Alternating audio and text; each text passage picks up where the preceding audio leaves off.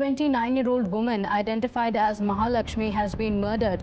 Her dismembered body parts were found in a house in Malleshwaram. It's suspected that Mahalaxmi was killed a week ago.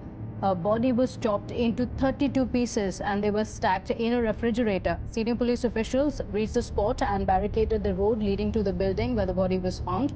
The house is a single-bedroom house where the victim was staying alone.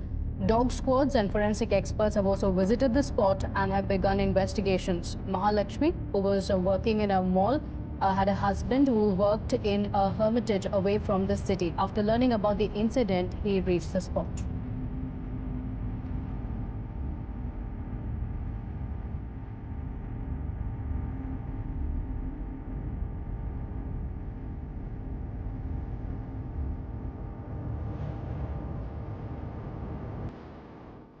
Residents living in an apartment building in Kawa, Bangalore, suddenly began to smell a foul odor coming from a resident's apartment. Initially, this smell was quite faint, but as time passed, it became more and more intolerable, after which the residents called the landlord to complain. The landlord reached the apartment and investigated the smell. They found human body parts and spatters of blood scattered everywhere. But whose body parts were these, and who could have committed such an atrocity? So, let's learn a little more about today's case revolving around Mahalaxmi. Mahalaxmi belonged to a Nepali family, but around 35 years ago, her family decided to shift from Nepal to Bangalore for a better life. She had 3 siblings, and Mahalaxmi was the youngest in the household. Despite that, Mahalaxmi and her siblings grew up in Bangalore. Their habits, behavior, and nature were quite similar to those of the local Bangaloreans. As this family settled in Bangalore, they faced the usual ups and downs that come with adjusting to a new city. Mahalaxmi had a lovely 4-year-old daughter. You might think that since they had a child, they would try to keep things together, but the reality was different. Their relationship was filled with arguments and fights, and because these fights escalated to a great extent, in October 2023, they decided to get a divorce. After the split, Mahalaxmi took her daughter and moved in with her mother. Both of them worked to manage their household. Hemant ran his own mobile shop where he stayed busy from morning till evening, while Mahalaxmi worked in a beauty shop at a mall. The problems began when Hemant noticed that Mahalaxmi was getting too close to a co-worker, Ashraf, who was originally from Uttarakhand and had also come to Bangalore for a better life. Mahalaxmi would even go out with him. This made Hemant's suspicions deepen, and he eventually concluded that Mahalaxmi was cheating on him, which added to the reasons for their divorce. Typically, people want custody of young children because it is better for them to be with their mother. 4 months after the divorce, Mahalaxmi regained custody of her daughter. She was now living alone, while Hemant was living with their daughter. Mahalaxmi would visit her daughter weekly or monthly. Now, you might think that when she went to see her daughter, Hemant would be there, resulting in conflicts. But it wasn't the case. They set their problems aside and focused more on their daughter's upbringing after the divorce. Mahalaxmi's decision to move was probably due to some disagreement with her mother, which is significant for what happened next. Phone ಮಾಡಿದ್ದು 9 ಗಂಟೆಗೆ manager phone ಮಾಡಿದ್ದು ಮನೆ owner ಎಲ್ಲಿ ಮನೇಲಿ ಎಲ್ಲ ವಾಸನೆ ಬರ್ತೈತೆ ಬೀಗ ಇಲ್ಲ ನಾವು ಹೊಸ ಬೀಗ ಮಾಡಿ ಕೊಡ್ತೀನಿ ಬೀಗ ತೆಕ್ಕಿ ಬನ್ನಿ ಬೀಗ ತೆಕ್ಕಿ ಮನೆ ಬೀಗ ತೆಕ್ಕಿ ಅಂತ ಹೇಳಿದ್ದು 12 ಗಂಟೆಗೆ ನಾವು ಬಂದು ಬೀಗ ತೆಕ್ಕಿದ್ದೀನಿ ಸರ್ ಬೀಗ ತೆಗ್ದು ಒಳಗಡೆ ಮಹಾಲಕ್ಷ್ಮಿದು ಹೆಣ ಎಲ್ಲ ಫ್ರಿಜಲ್ಲಿ ತುಂಬಿದ್ದು ಸರ್ ಅವರು ಲಾಸ್ಟ್ ನಮಗೆ ಇದು ರಾಖಿ ಹಬ್ಬ ದಿನ ಲಾಸ್ಟ್ ನೋಡಿದ್ದೆ ಸರ್ ಅವಾಗಂತ ಫೋನ್ ಸ್ವಿಚ್ ಆಫ್ ಬಂದಿದ್ದು ಮಾಡಿದ್ರೆ ಸರ್ ನ್ಯಾಯ ಮಾಡಬೇಕು ಸರ್ ಅವ್ರಿಗೆ ನ್ಯಾಯ ಕೊಡಬೇಕು ಸರ್ ನೀವು ಎಲ್ಲ ಸೇರಿ ಮಗಳಿಗೆ ಮಾಡಿದ್ದಾರೆ ನಾಳೆ ಇನ್ನೊಬ್ಬಳಕ್ಕೆ ಮಗಳಿಗೆ ಮಾಡ್ತಾರೆ ಸರ್ ಆ ಥರ ಫ್ರಿಜ್ ತುಂಬ್ತಾರೆ ನೋಡಿ ಸರ್ ರಾತ್ರಿ ಫೋನ್ ಮಾಡಿದ್ದು 9 ಗಂಟೆಗೆ ಮ್ಯಾನೇಜರ್ ಫೋನ್ ಮಾಡಿದ್ದು ಮನೆ ಓನರ್ ಎಲ್ಲಿ ಮನೇಲಿ ಎಲ್ಲ ವಾಸನೆ ಬರ್ತೈತೆ ಗೊತ್ತಿಲ್ಲ ಸರ್ ಯಾರು ಮಾಡಿದ್ದಾರೆ ಅವ್ರಿಗೆ ಶಿಕ್ಷೆ ಆಗ್ಬೇಕು ಸರ್ ಸಾಯಿಸಿದ್ರೆ ಈ ತರ ಪೀಸ್ ಮಾಡಿ ಯಾವತ್ತೇ ಆ ಹೆಣ್ಮಗುನ ಸಾಯಿಸಬಾರ್ದು ಸರ್ ಒಂದು ವರ್ಷ ಆಯ್ತು ಸರ್. ನೆನ್ನೆ ಆ ಪರಿಸ್ಥಿತಿಯಲ್ಲಿ ನೋಡಿದ್ದು ಲಾಂಗ್ ಗ್ಯಾಪ್ ಆಗಿತ್ತು, ಏನಾಗಿತ್ತು ಸರ್. ನಾವು ಮದುವೆ ಆಗಿದ್ದು ಸರ್, ಬೇರೆ ಬೇರೆ ಇದ್ದೀವಿ ಗಂಡನ ಮನೆಯಲ್ಲಿ.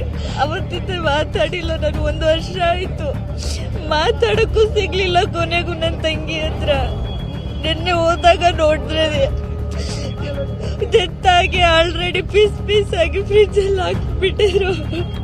ಯಾರ ಮೇಲಾದ್ರೂ ಅನುಮಾನ ಇದೆಯಾ ನಿಮ್ಗೆ? ನನಗೆ ಯಾರು ಗೊತ್ತಿಲ್ಲ ಸರ್, ಆ ಥರ ನನಗೆ ಏನು ಗೊತ್ತಿಲ್ಲ. ಯಾರು ಮಾಡಿದಾರೋ ಅವ್ರಿಗೆ ಶಿಕ್ಷೆ ಆಗ್ಲೇಬೇಕು, ಸುಮ್ಮನೆ ಬಿಡಬಾರ್ದು ಸರ್. ತುಂಬಾ ಇದ್ರಲ್ಲಿ ಮರ್ಡರ್ ಮಾಡಿದಾರೆ, ಆ ಥರ ಯಾರು ಮಾಡಲ್ಲ ಮನುಷ್ಯರಿಗೆ. ಅಷ್ಟೊಂದು ಇದ್ರಲ್ಲಿ ಸಾಯಿಸ್ಬಿಟ್ಟಿದ್ದಾರೆ. ಹುಡುಗ ಇದ್ರು ಅಶ್ರಫ್, ಅವ್ರ ಮೇಲೆ ನಾವು ನೆಲವಂಗ್ಲ ಕಂಪ್ಲೇಂಟ್ ಕೊಟ್ಟಿದ್ದೀನಿ ಒಂದ್ಸತಿ. ಕಂಪ್ಲೇಂಟ್ ಆದಮೇಲೆ ಅವರು ಬೆಂಗಳೂರಲ್ಲಿ ಬರಬಾರ್ದು ಅಂತ ಆಗಿದೆ. ಅವ್ರು ಇಲ್ಲಿಂದ ಬೇರೆ ಇಲ್ಲಿ ಹೋಗಿದ್ರೆ ನನಗೆ ಗೊತ್ತಿಲ್ಲ. ಇವಾಗ ಕರೆಂಟ್ ಸಿಚುವೇಶನಲ್ಲಿ ಏನಿದೆ ನನಗೆ ಗೊತ್ತಿಲ್ಲ, ಯಾಕೆಂದ್ರೆ ಅವ್ರ ಹತ್ರ ನನಗೆ ಕಾಂಟ್ಯಾಕ್ಟ್ ಇಲ್ಲ. ಆವಾಗ ಎಲ್ಲ ನಾವು ಟ್ರ್ಯಾಕ್ ಮಾಡಿದ್ದೀನಿ ಯಾರ ಜೊತೆ ಮಾತಾಡ್ತಾ ಇರೋದು ಏನಿಂತ, ಅವಾಗ ನಂಗೆ ಗೊತ್ತಾಯ್ತು. ಇವಾಗ ಗೊತ್ತಾಯ್ತು. ಅವರು ಉತ್ತರಾಖಂಡ್ ಅವ್ರ ಅಂದರೆ ಸ್ವಲ್ಪ ಸಿಕ್ತು ನನಗೆ ಎಕ್ಸ್ಟ್ರಾ ಮೆರಿಟಲ್ ಅಫೇರ್ಸ್. ವೈಫ್ ಜೊತೆ ಅಂತ ನಿಮಗೆ ಡೌಟ್ ಅಲ್ಲ, ನಮಗೆ ಸಿಕ್ತು. Cutting shop. ನಿಮ್ಗೆ ಯಾವಾಗ ಗೊತ್ತಾಯ್ತು? ಎಷ್ಟು ವರ್ಷ ಆಗಿತ್ತು ಇವರಿಬ್ಬರು ಪರಿಚಯ ಆಗಿದೆ? ನಮಗೆ ಗೊತ್ತಾಗಿದೆ 2023 I think May or April. ನನಗೆ ಮೊನ್ನೆ ಗೊತ್ತಾಗಿದೆ. ಅವರು 1 hour ಫೋನ್ ಮಾಡಿರೋದು ನನಗೆ, ಏನೋ ರೂಮಿಂದ ಸ್ಮೆಲ್ ಬರ್ತಾಯಿದೆ ಅಂತ. ಆಮೇಲೆ ನಾವು ಅವ್ರ ಅಕ್ಕಗೆ ಫೋನ್ ಮಾಡಿ ಹೇಳಿದ್ದೀನಿ, ಹಂಗೆ ಮಹಾಲಕ್ಷ್ಮಿ ರೂಮಲ್ಲಿ ಸ್ಮೆಲ್ ಬರ್ತಾಯಿದೆ, 1 hour ಫೋನ್ ಮಾಡಿರೋದು, ಸ್ವಲ್ಪ ಹೋಗಿ ನೋಡಿರೋ ಅಂತ. ಅವರು ಅದಕ್ಕೆ ನೆನ್ನೆ ಬಂದಿರೋದು ಅಲ್ಲಿ ರೂಮ್ ಚೆಕ್ ಮಾಡೋಕ್ಕೆ. ರೂಮ್ ಓಪನ್ ಮಾಡಿ ನೋಡಿದರೆ ಫ್ರೀಜಲ್ಲಿ ಪೀಸ್ ಅಂತ. Next. A year after Mahalaxmi and Hemant's divorce, Mahalaxmi's life was somewhat back to normal except for one major difference: she was living alone, and she had become emotionally distant from her husband and family. She spent less time at home, either coming home late from work or going out for other activities. The few neighbors who had seen her had only occasionally caught glimpses of her, often on weekends when she went out or was engaged with friends. Thus began Mahalaxmi's different life. She was estranged from her family and primarily associated with only her affairs. It is speculated that even after her divorce, she had several boyfriends. But then, suddenly in September, Mahalaxmi went missing. She was last seen on Raksha Bandhan, celebrating the festival with her family. After that, the last call from her phone was on September 2nd, and she disappeared without a trace. The residents of Mahalaxmi's apartment building also noted that she had not been seen for several days, but they weren't very concerned because they didn't know her well. As I said, Mahalaxmi often stayed inside her apartment. Things took a dark turn on September 21st. The smell coming from her apartment had intensified to such an extent that it became unbearable for others living there. The residents then informed the landlord, who called the emergency number and contacted Mahalaxmi's mother. Upon hearing that their daughter was missing and there was a foul smell coming from her apartment, Mahalaxmi's mother panicked and rushed to the site. The landlord informed her that if she wanted to enter, they would have to break the door, but thankfully, Mahalaxmi's mother had a spare key to the apartment. The next day, she arrived at the apartment with the landlord and some neighbors. Upon opening the door, a terrible odor wafted out from inside. The floor and walls were spattered with blood, and human body parts were scattered everywhere. The moment everyone saw this, fear overtook them, and before they could process the scene, they rushed out of the room. They immediately called the police. When the police arrived, they had to wear masks to cover their noses because the smell was so strong that many officers felt nauseated just from entering. They found female body parts and clothes soaked in blood. It was clear that the body parts had been there for a very long time, and the horror was far from over. The police began to retrieve the body parts from the various rooms of the apartment. They even found a half-open 175-liter fridge leaking blood.